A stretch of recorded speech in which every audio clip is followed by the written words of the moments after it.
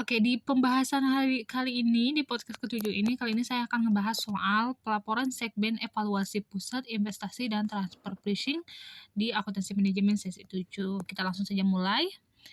Ada beberapa pembahasan dari 3 ya. Jadi, pelaporan segmen ini apa sih gunanya gitu kan. Yang pertama itu kita dapat membuat laporan segmen tentunya. Yang kedua kita untuk mengetahui evaluasi pusat investasi yang ada di perusahaan. Yang terakhir kita dapat menghitung transfer pricing teman-teman. Oke, pertama kita akan ngebahas soal pelaporan segmen. Nah, biasanya teman-teman dalam pelaporan segmen ini akan terkait dengan laporan keuangan sendiri, yaitu keadaan di mana perusahaan biasanya menjalankan bisnisnya dari berbagai macam produk atau jasa yang dapat beroperasi di berbagai wilayah geografis dengan mencari keuntungan.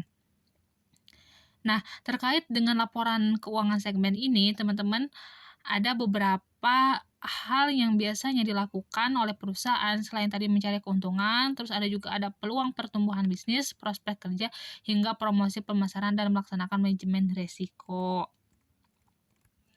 Nah, bagian laporan keuangan segmen ini biasanya berasal dari berbagai hal seperti halnya aset, terus ada juga pendapatan, terus juga ada beban hingga kewajiban yang berkaitan dengan teralokasi dari bagian unsur tersebut untuk dilakukan secara konsisten. Hingga mengenai beberapa tentang jenis-jenis produk atau jasa perusahaan dan operasinya di wilayah geografis yang berbeda dapat disebut informasi segmen. Jadi, kadang kan perusahaan untuk mengembangkan sebuah perusahaannya jauh lebih besar, mereka ini akan mulai kayak buka cabang atau hingga beroperasi di beberapa wilayah gitu atau beberapa geografis gitu. Nah, diperlukanlah nanti, informasi yang disebut dengan informasi segmen atau pelaporan segmen, seperti itu. Terus, nah selanjutnya adalah pengertian pelaporan segmen, teman-teman. Jadi apa sih yang dimaksud dengan pelaporan keuangan segmen? Jadi ini merupakan salah satu bagian perusahaan khususnya yang beroperasi dalam kondisi yang berbeda dari sebuah industri dalam wilayah geografis, bertujuan menyediakan informasi laporan keuangan mengenai kontribusi laba, terus juga ada skala relatif, tren pertumbuhan dari berbagai industri dan wilayah geografis yang memungkinkan para pemakai kepentingan nanti ini bisa digunakan gitu sebagai salah satu hal yang menjadi landasan utama mereka dalam membuat keputusan nantinya. Nah, di sini ada beberapa hal yang bisa dilakukan dalam pemakaian laporan keuangan gitu. Ada 3. Yang pertama kita, untuk laporan keuangan segmen dapat menilai risiko dan imbalan perusahaan secara baik. Jadi dengan adanya laporan keuangan segmen ini, perusahaan ini dapat menilai nih resiko yang mereka dapatkan dan imbalan perusahaan juga yang mereka dapatkan. Jadi bisa ada hal yang bisa meminimalisir kerugian, sudah kita juga sudah tahu imbalan apa yang didapatkan oleh perusahaan. Yang kedua, adanya laporan keuangan segmen membuat pertimbangan yang lebih baik terhadap perusahaan secara keseluruhan. Jadi dengan adanya laporan keuangan ini kan, bisa mendapatkan hasil yang bagus sehingga bisa membuat pertimbangan pertimbangan dalam membuat keputusan nanti ke depannya itu jauh lebih baik lagi gitu.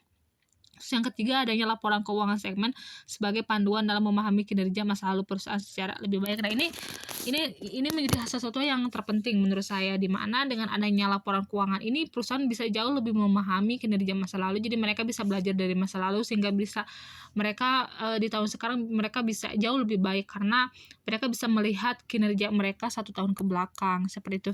Nah, selanjutnya definisi laporan keuangan ini ada 3, di mana dalam pelaporan keuangan segmen sendiri itu terbagi dalam 3 segmen yang harus diketahui dalam setiap bisnis. Yang pertama, ada segmen perusahaan, terus juga kedua ada segmen geografis, dan yang ketiga adalah segmen industri. Nah, yang pertama ini segmen perusahaan, teman-teman.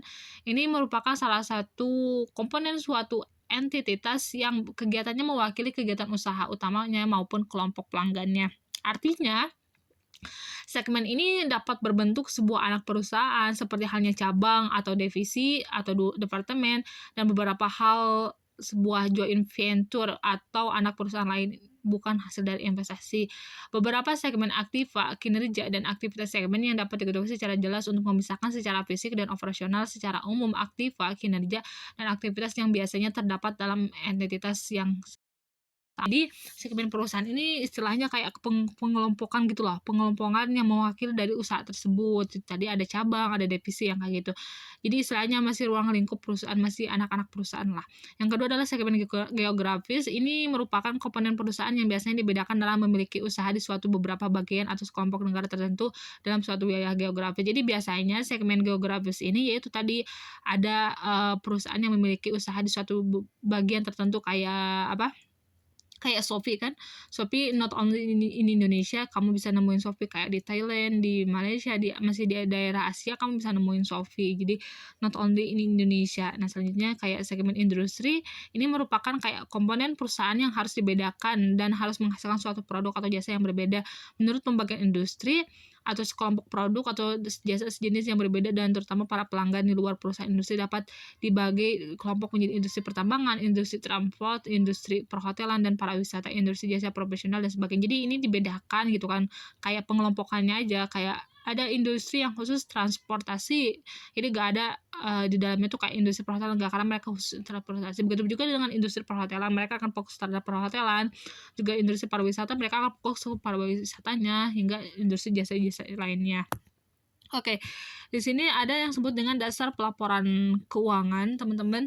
Jadi ada beberapa hal yang menjadi dasar pembagian bagaimana pelaporan keuangan tersebut, termasuk dalam pelaporan keuangan segmen, yaitu ada yang pertama, itu disebut dengan adanya penjualan kepada pelanggan yang tidak mempunyai hubungan istimewa sehingga memberi peluang besar dalam segmentasi dasar, yaitu segmentasi jenis-jenis pendapatan sebesar 10% ke atas. Nah, biasanya di satu ini adalah pelanggan yang tidak mempunyai hubungan istimewa, itu kayak bukan rekan kerja ataupun yang memang stakeholder di perusahaan, sehingga ini ada kemungkinan peningkatan pendapatan sebesar 10%, karena biasanya orang yang punya hubungan istimewa dengan perusahaan ini mereka akan mendapat potongan harga, bahkan digratiskan, kan itu bisa menjadi sebuah kemungkinan karena mereka punya hak atas hal itu.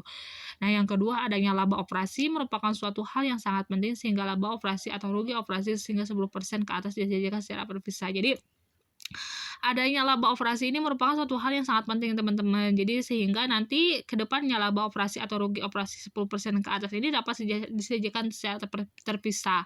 Jadi tidak digabungkan gitu. Oke, yang ketiga adanya unsur pengguna aktiva merupakan hal yang penting bagi harus sejumlah 10%. Nah, ini disebut dengan aktiva merupakan hal penting bagi perusahaan, teman-teman. Sehingga nanti ke depannya aktiva ini dapat berpengaruh berjumlah 10% ke atas dari jumlah aktivitas entitas dan laporan secara terpisah, seperti itu.